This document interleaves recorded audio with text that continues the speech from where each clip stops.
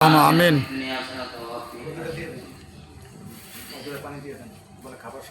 ربي زدني علما ربي زدني علما ربي حما كما ربياني صغيرا وقل رب حما كما ربياني صغيرا لا اله الا انت سبحانك اني كنت من الظالمين حسبنا الله ونعم الوكيل نعم المولى ونعم النصير اے مالک رب अपने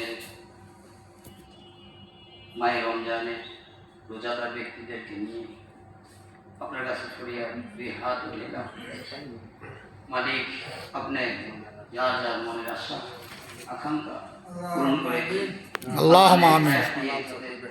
আল্লাহ তাদের শরীর সুস্থতা দান করি।